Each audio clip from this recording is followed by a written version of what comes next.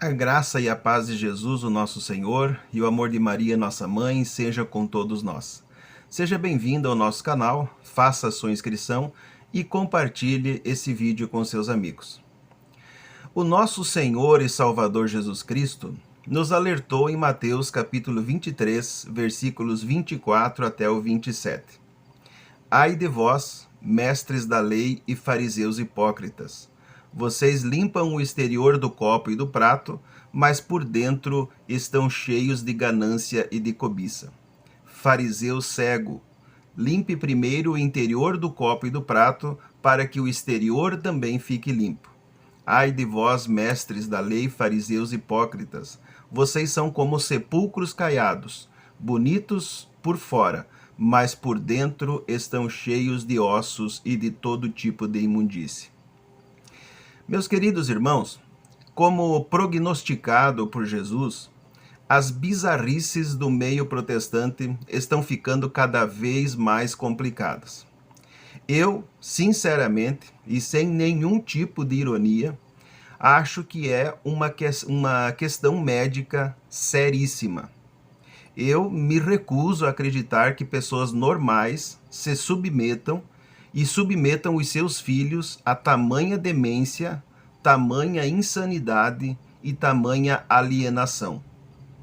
Nesse culto, por exemplo, o pastor tem, digamos, um contato bastante íntimo, com uma fiel para supostamente curá-la. No que diz respeito a nossas igrejas, vem aparecendo muitos pastores e profetas atualmente que dividem opiniões do público. Ou seja, atualmente é um grande debate sobre... Nesse outro vídeo, o pastor senta-se sobre o órgão genital de um irmão, também para supostamente curá-lo.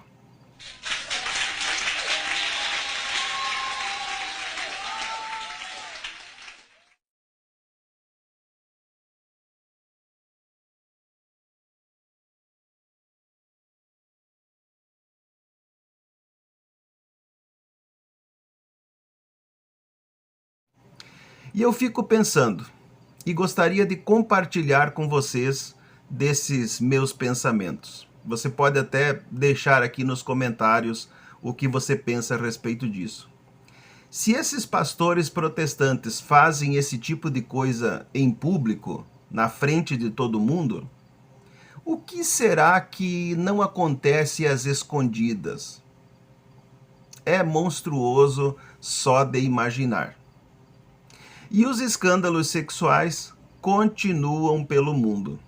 Segundo um relatório de cerca de 300 páginas, revela que a Igreja Batista Americana escondeu cerca de 300 casos de abusos sexuais. O que é um escândalo? É algo que aconteceu entre duas pessoas ou dentro de um ambiente e alguém foi culpado de pegar esse escândalo e propagá-lo. Mesmo depois de denunciados, os pastores permaneceram normalmente em seus cargos, sem nenhum tipo de correção. O relatório foi fruto da pressão dos próprios fiéis que já imaginavam, que já desconfiavam de que isso estava acontecendo e se descobriu então que havia um complexo esquema para acobertar líderes acusados de abusos. O que é um escândalo? É algo que aconteceu entre duas pessoas ou dentro de um ambiente e alguém foi culpado de pegar esse escândalo e propagá-lo. As vítimas eram ameaçadas, eram coagidas, eram ignoradas pela cúpula da igreja. Assista a reportagem. Maior denominação protestante dos Estados Unidos, a Igreja Batista escondeu casos de abuso sexual. O correspondente Eduardo Barão traz mais informações dessa acusação contra os evangélicos. O relatório de quase 300 páginas, divulgado agora, foi produzido de forma independente e comprova denúncias que foram feitas em 2019.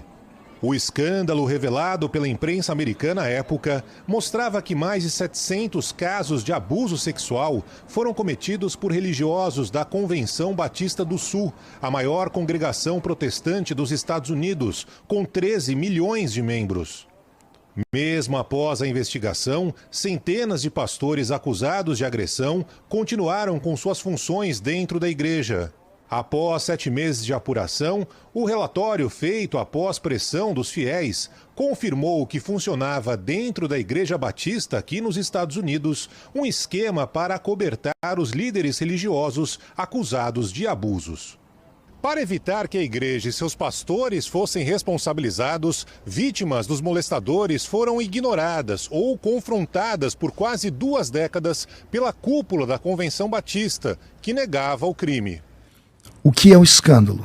É algo que aconteceu entre 2 pessoas ou dentro de um ambiente e alguém foi culpado de pegar esse escândalo e propagá-lo. Mas mudando de assunto, vamos falar de cristãos de verdade. Talvez poucas pessoas saibam o que é fúmie, mas eu vou explicar. Fúmie era um processo que as autoridades do shogunato Tokugawa do Japão usava para identificar católicos.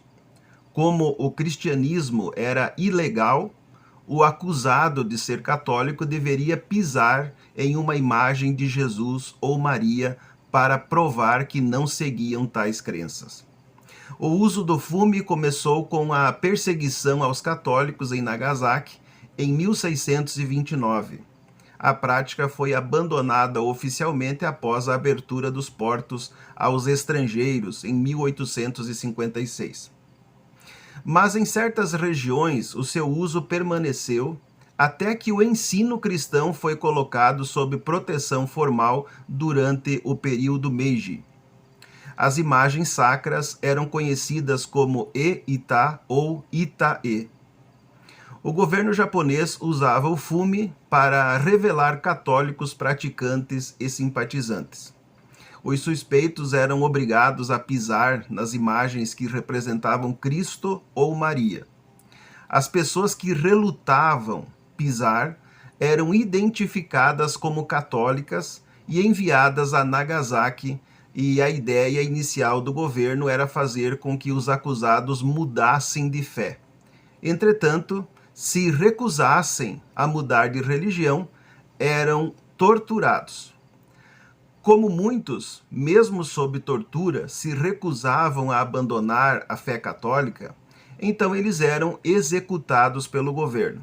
Às vezes, essas execuções aconteciam no Monte Unzen, em Nagasaki, onde os cristãos eram queimados nas fontes termais e até crucificados. As penas de morte para os adeptos do catolicismo foram abandonadas não oficialmente pelo shogunato Tokugawa em 1805. A Europa do século XVIII conhecia o fume através de menções de escritores de ficção e em outras obras como de Voltaire em Cândido, por exemplo. Na literatura moderna japonesa, o processo do fume é um elemento crucial no livro Silêncio. As imagens eram geralmente feitas de pedra, mas algumas eram pinturas e outras eram impressões em blocos de madeira. Muitos, se não todos, desses trabalhos foram feitos com cuidado e refletiam o alto padrão artístico do período Edo. Pouquíssimas imagens sobraram, já que a maioria era simplesmente jogada fora ou reciclada para outros usos. Alguns exemplos sobreviventes foram exibidos em amostras internacionais. Queridos irmãos, que nós possamos, assim como os nossos irmãos católicos, nunca, jamais negar a nossa fé no nosso Senhor Jesus Cristo, na sua única e santa Igreja, na nossa Santíssima Mãe Celestial, mesmo que isso nos custe a própria vida e o próprio sangue. E não se esqueça que hoje é o dia do Senhor, dia de Santa Missa, dia de adorar a Deus junto com a nossa comunidade de fé. Tenham todos um domingo abençoado.